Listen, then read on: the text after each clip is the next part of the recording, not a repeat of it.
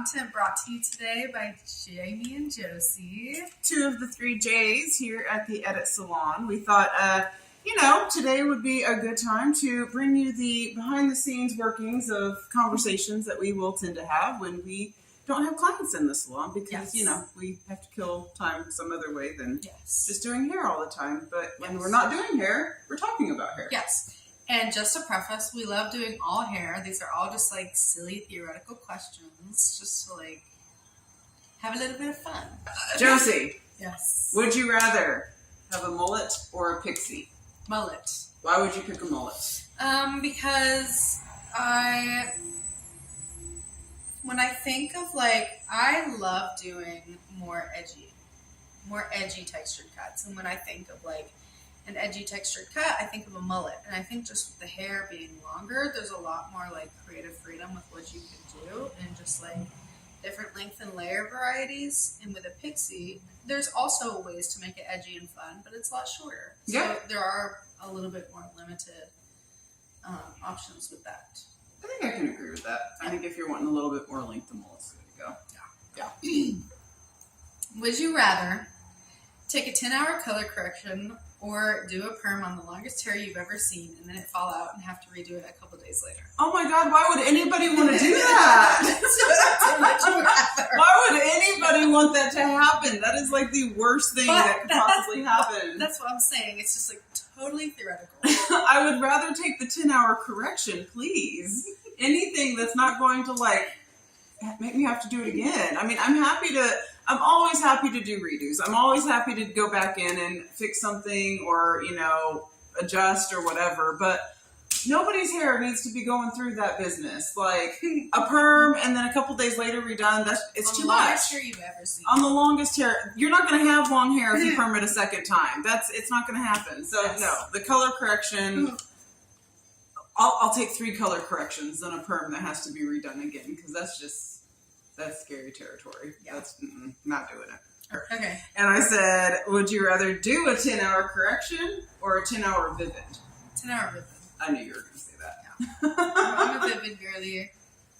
Well, I mean, think about how detailed that 10-hour vivid would be. The ones that have vivids that... And for those of you that don't know what vivids are the really bright colors, these kinds of colors. The pastel colors can kind of be in that category as well. Yeah. The kind that have super patterns are the ones that are supposed to look holographic. I can't even imagine how long those actually take. Yeah. And the thing is my brain is super ADHD, and when I have something that's super detailed like that, and I can really hone in my focus on. Mm-hmm. It's literally just the whole time my brain's just everything else disappears around you. Yeah. It doesn't matter what's going on, all you're doing is looking at that. And then the color correction, maybe a couple times during the correction, you're just screaming a little bit. We know what we're doing, but still, it's any kind of color correction is a little bit scary. Because you don't know. You don't know what's going to happen. You don't know what you're getting into. I mean, that's the go in the back and pray to Jesus moments. Exactly.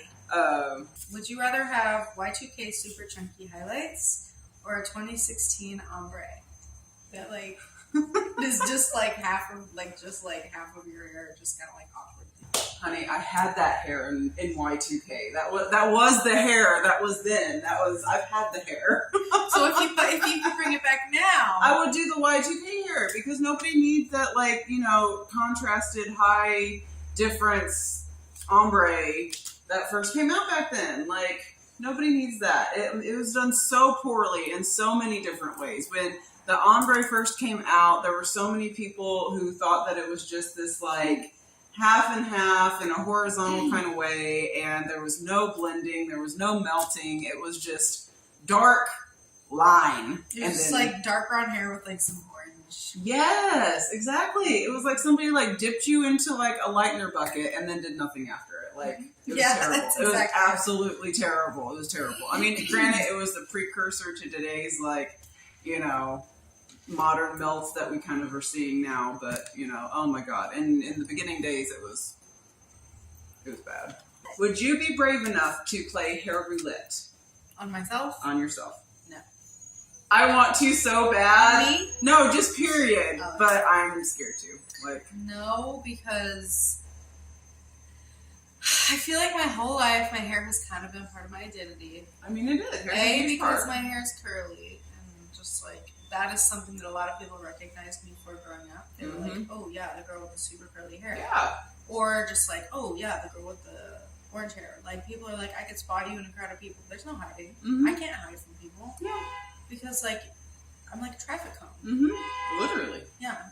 So no, just because I'm so attached to these, just like the consistency that I've had with me. Yes. This is totally theoretical, you guys. Okay.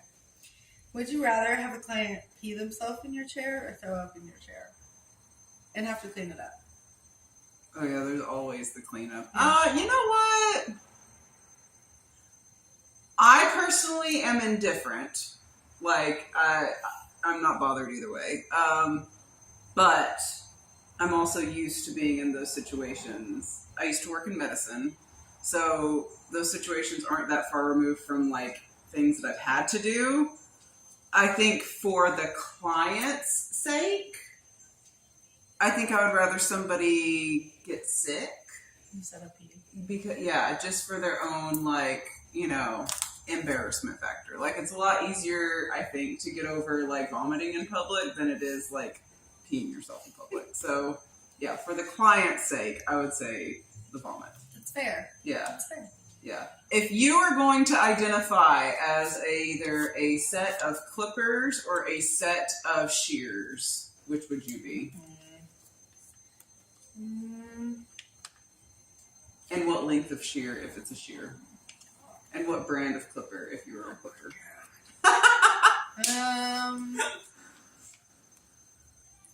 That was a really thought out question. Well, we use them every day.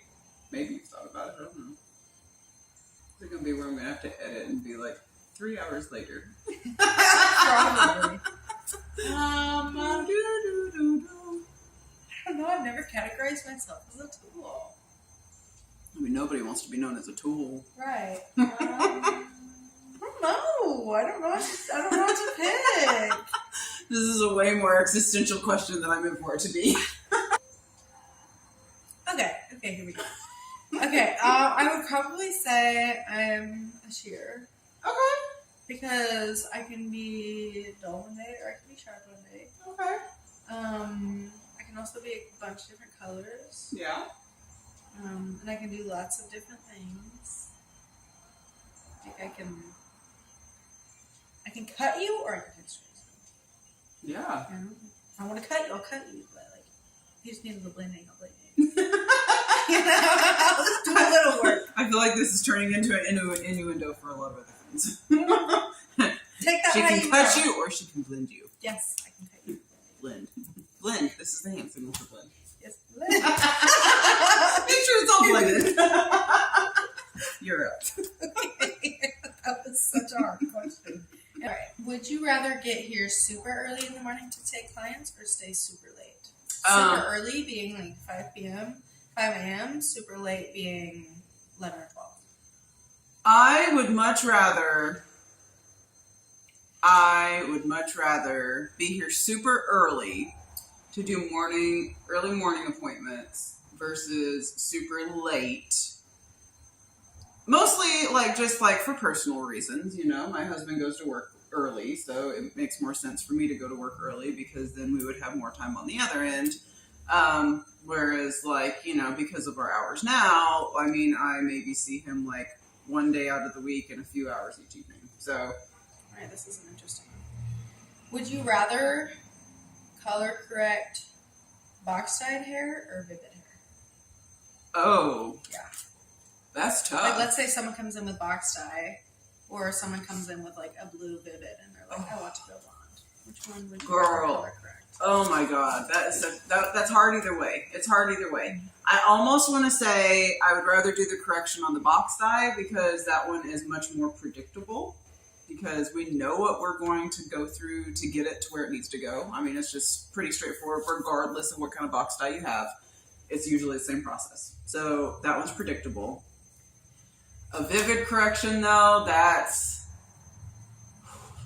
That is dangerous territory. That is dangerous color territory. theory. That it is color theory on top of color theory, but on top of that, you have to consider like the hair's integrity when it comes in, because that hair has already had the Jesus lifted out of it to get to whatever color it is. So you have to be careful about any overlapping and possible breakage and things like that. Honestly, you're going to get your best results if you do it in stages. If you do it over the course of, a couple of months or a couple of weeks, you're going to do way better than trying to get that in one go. Because if you try to go from blue to platinum in one day, you're going to lose inches, you're going to be dried out, you're going to have definitely damage throughout, you're going to have to kind of have an alternate haircut in mind in the event that, something goes left. Like, it's just a lot. It's a lot. We can do it, but it's a lot. You better be prepared for time in the chair, and you better be prepared in that bank account, because it's going to take a lot